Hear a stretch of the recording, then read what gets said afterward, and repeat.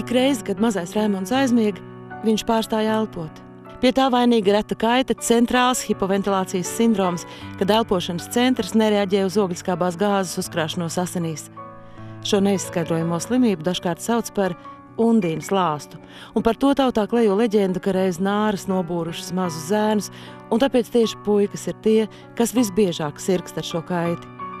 Pret šo slimību nav zāļu, un pasaulē līdz šim neviens bērns ar šo sindromu nav nodzīvojis ilgāk kā 11 gadus.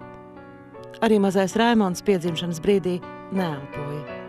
Es vēl nebiju redzējis tos aparātus, kad man pateica, ka bērns bija Jēkabpilī un teica, ka viņš ir jāatslēdz no tās sistēmas, ko, teiksim, ka viņš pats neelpo. Un tā kā elpošana ir viena no svarīgākajām cilvēka vispār eksistences funkcijām. Un tā kā viņš pats nevarēja elpot bez aparāta palīdzības, ka viņš ir jāatslēdz no sistēmas un viss, ka nav nekāda cerība. Raimonda vecāki nepadevās. Pateicoties slimnīcai, kas uz laiku aizdeva īpašo elpošanas aparātu Raimonda ģimenei, mazulis jau pāris mēnešus ir mājās. Ik nakti Raimonda tētis un mamma pavada bezmiegā dežūrējot pie mazā dēla gultiņas.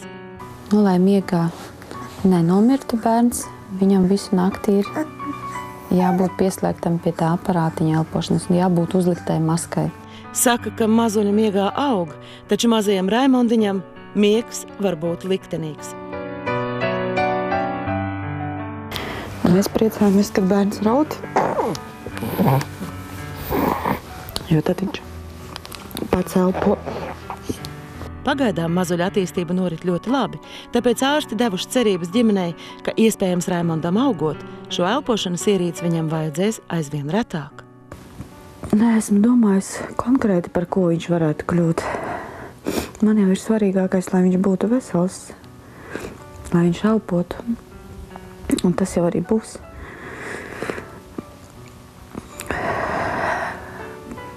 Pats vērtīgākais, ko vien var vecāki vēlēties.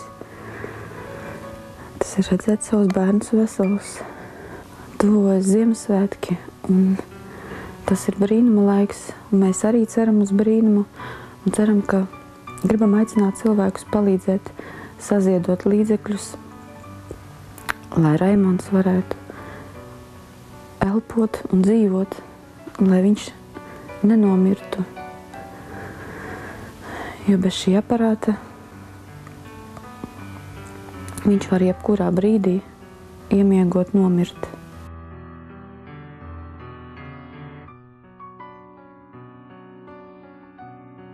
Lai Raimonds elpotu un dzīvotu, viņam vajadzīga īpaša elpošanas iekārta.